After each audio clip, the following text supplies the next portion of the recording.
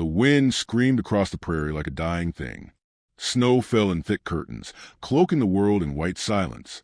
Beneath a crooked cottonwood, half buried in drifts, a woman stumbled, her face pale, lips split from cold. In her arms, wrapped in a torn quilt soaked with blood, was a crying infant no more than an hour old. Martha Whitfield barely felt the ice crusting her lashes. Her legs trembled under the weight of birth and betrayal, her body still raw from labor. Every step forward came with the risk of collapse, yet she moved, because to stop was to die. Behind her, somewhere past the frozen fields and lifeless fences, the flickering light of her cabin still burned, a place that was once home, a place that had turned her away. "You gave me a daughter," her husband had spat, voice like gravel. "I wanted a son," she had pleaded, cradling the bloodied bundle in her arms, begging for warmth, for mercy, for time to recover. His face had remained stone. Thomas had always been a man of few words, but what words he chose now were jagged, final. "Get out. Take it with you." She hadn't had time to even wrap her baby properly before he shoved her through the door. It slammed shut behind her with the finality of a coffin lid.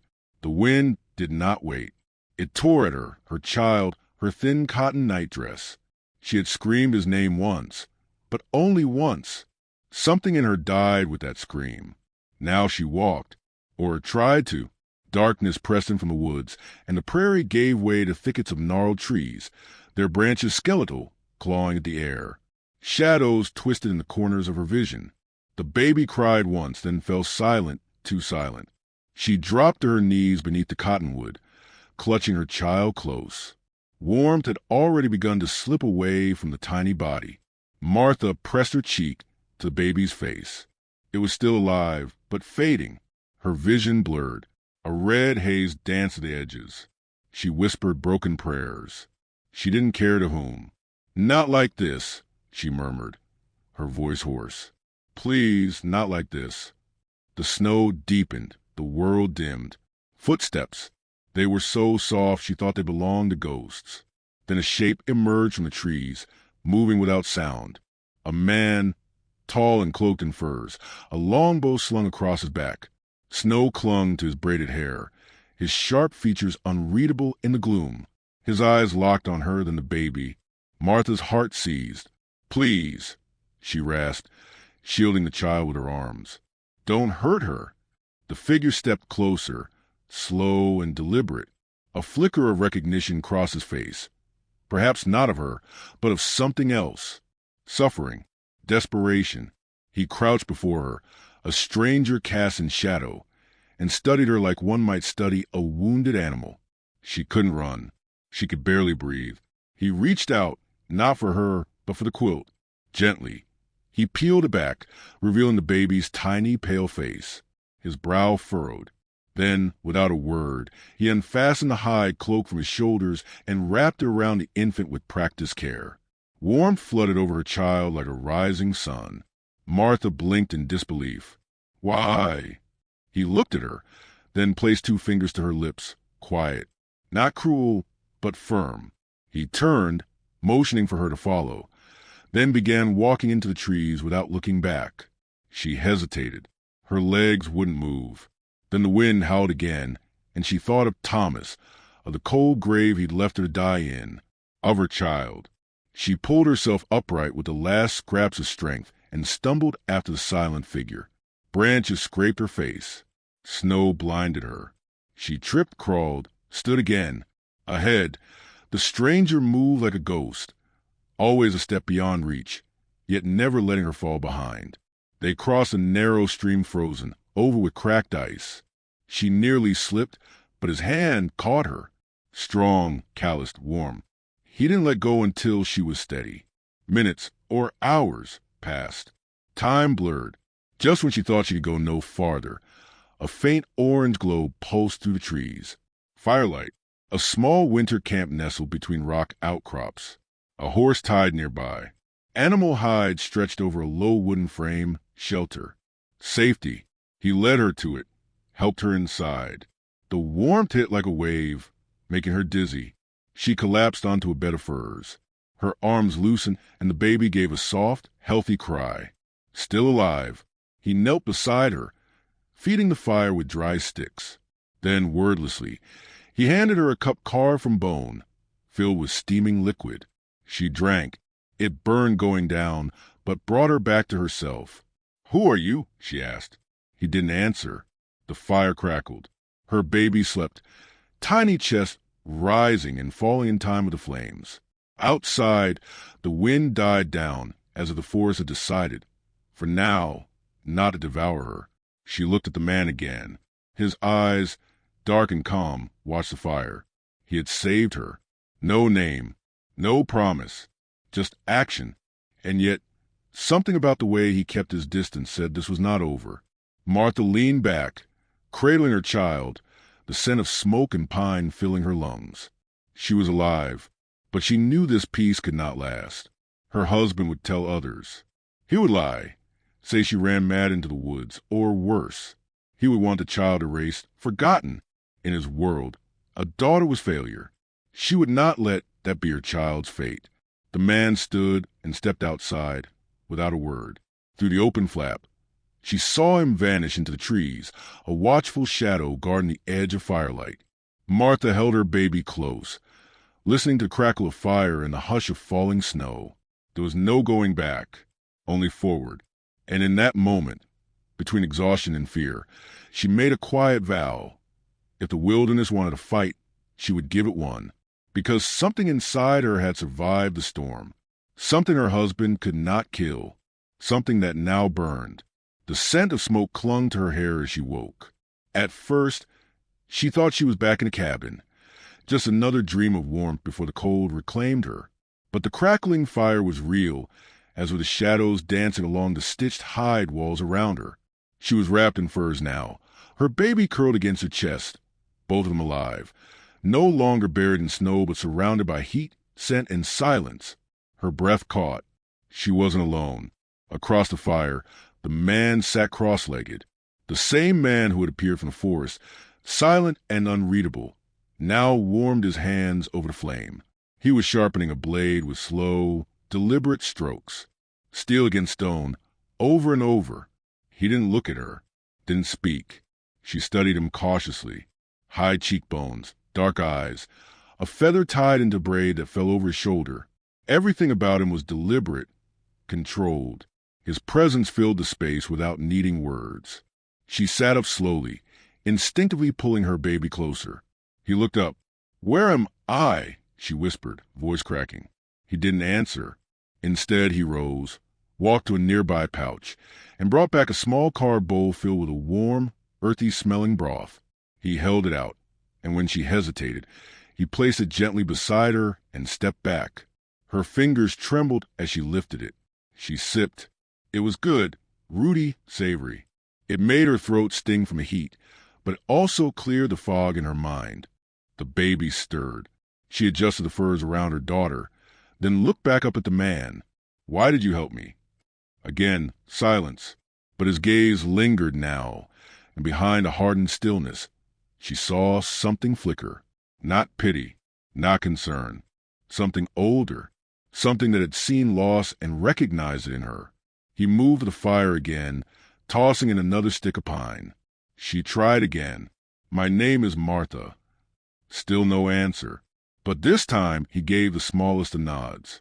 Acknowledgement, if nothing more. The fire popped, throwing sparks upward like dying stars. She didn't know what he intended to do with her. Leave her? Protect her? Did he expect her to leave come morning? Her life had been torn from its roots, and now she drifted in uncertainty, tethered to the stranger by nothing more than a fire and a moment of mercy. As night deepened, the wind howled outside. She heard it batter the sides of the shelter, heard the groan of distant branches. But he didn't move. He simply sat listening, like the wind spoke in ways she couldn't understand. Eventually, exhaustion dragged her back under, and she slept again. Morning came softly, with snowlight seeping through cracks in the hide. She awoke to find the man gone. Panic sparked. She rose unsteadily, clutching the baby, and stepped outside into a quiet clearing. Pine trees rimmed the space like sentinels. Animal tracks cut through the snow, deer, rabbit, and one set of boots. Then, through the trees he returned, a dead rabbit slung over his shoulder, bow in hand. Their eyes met. She didn't run. Not this time. He walked past her, kneeling to begin cleaning the catch, his hands skilled and swift. Blood stained the snow. She watched in silence. The hours stretched. He worked. She fed the baby. She tried to stand on her own again. Her legs were steadier today. She moved the fire, added wood, small things. When evening fell, she made a sound that surprised even herself. A laugh, soft, strained. The baby had burped loud enough to startle her. She looked down at the little face and laughed again, tears stinging her eyes. When she looked up, the man was watching. He said something then, low and unfamiliar. Dakota words, quiet as the snow. She blinked. What? He pointed at the child. Repeated the word, Wiaka. She tried it. Wiaka. He nodded once. Feather. She touched her daughter's tiny head. A name. Feather. The silence between them no longer felt like a wall. It was something different now. A space where words weren't needed, only truth. That night by the fire, he handed her something, small, wrapped in hide. She opened it and found a tiny doll made of bundled sticks, tied with thread and wrapped in rabbit fur. A toy for the baby. Her throat tightened. She held the doll gently, reverently. I don't have anything to give you, she said. Then, instinctively, she slipped the wedding ring from her finger. It had become cold, heavy, a symbol of promises broken. She held it out. He looked at it, then at her. For a moment, she thought he might refuse. But then, slowly, he took it, and with deliberate movements, buried it beneath the coals. The metal hissed and cracked. No words passed between them. Later, she watched him tend the fire, the flames reflecting in his eyes like stars on dark water. She broke the silence one last time. What's your name? He hesitated. Then, Chin. She repeated it softly. Chaitin. He gave her a look that wasn't quite a smile, then turned back to the fire. The wind outside had quieted, but inside, something new stirred, like the first hint of thaw in a long, brutal winter. She didn't know what tomorrow would bring, but as long as this fire burned, she wasn't alone. And that was enough for now. Snowflakes danced in a slow spiral through the forest canopy as Martha crouched beside a fallen log, her baby wrapped tight against her chest. She didn't breathe, not because of the cold, but because Chaitin had frozen mid-step, one hand raised, eyes narrowed toward the northern tree lean. There had been no sound, no cry, only a subtle shift in the air. Chaitin moved toward the snowbank and crouched low. He brushed his fingers across the surface and exposed a faint trail. Boot prints. Not moccasins. Heavy, deliberate, heading southeast. Fresh, maybe hours old. He looked back at Martha, his expression grim. They were not alone. She felt it then, the hair rising on her arms, the tightness in her chest. A memory surfaced. Thomas's voice, rough and angry, warning her of men gone rogue after war, bandits dressed like soldiers, hunting easy prey. She never believed those stories were meant for her. Until now. Chaitin motioned her back toward the shelter, then veered off into the trees, vanishing like smoke. Martha obeyed, heart pounding, every crunch of snow underfoot making her flinch. Inside the shelter, the fire burned low. She tucked her daughter beneath hides and listened. The wind whispered outside. The trees groaned, but nothing more. Time passed. She didn't know how long. Then a soft rustle at the door. Chaitin returned, his face unreadable. "4," he said, voice low. Her stomach dropped. "They're coming here?" He nodded once. She didn't ask who they were. It didn't matter. Men who came to the forest in winter weren't friendly, not when they wore boots like that, and didn't leave messages. "What do we do?" she whispered. He picked up his bow and began laying out gear, knives, rope, sharpened stakes. No panic, just purpose. He pointed to the baby, then the furs. Quiet. Martha nodded and began bundling the child in thicker wraps. The baby fussed, but she shushed her gently. humming the soft Dakota lullaby Chayton had taught her, a sound like wind through grass. By nightfall, the traps were set. He had rigged branches above narrow paths, dug shallow pits hidden beneath snow, even tied a length of sharpened bone above the shelter's entrance. Martha didn't know where he had learned such things. She didn't ask. He handed her a small knife. It fit her palm exactly. "I've never," she began. He looked at her and simply said, "You will." She clenched the handle tighter. As darkness claimed the woods, tension coiled in her gut like a snake. Every crack of a twig, every gust of wind became a threat. Chayton vanished again into the trees, becoming one with the shadows. She waited inside the shelter, holding the baby in one arm, the knife in the other. Then came the voices, low, slurred, laughing. English. I swear I saw smoke. Could be a trapper's camp. Or just a woman. Maybe one of them runaway types. The breath left her lungs. She clutched her daughter tighter. A shape passed the entrance. Then another. The firelight flickered as the flap was pulled open. The first man stepped inside. Unshaven, leather coat torn at the sleeve, pistol in hand. He paused when he saw her, alone, small, wide-eyed. Well, he said with a crooked grin. What's this? She said nothing. Her heartbeat thundered in her ears.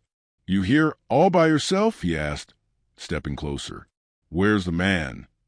She glanced at the baby, hoping the distraction would buy her time. Another man appeared behind him, this one younger, rifle slung over his shoulder. He saw the child and whistled low. Pretty little setup. Bet you weren't expecting company. Outside, something snapped. The first man turned, but too late. A shadow dropped from the trees. Chayton. The hunter became the hunted. The fight was swift and brutal. Chayton moved like the wind, blade flashing. The younger man didn't even draw his rifle before he fell. Blood staining the snow. The first bandit turned back toward Martha in panic, raised his pistol. But she was already moving. She drove the knife into his thigh with every ounce of fear and fury she had. He screamed, stumbled backward into the shelter's support beam, and fell. Chayton was on him a moment later. Silence fell. 2 down, but not 4.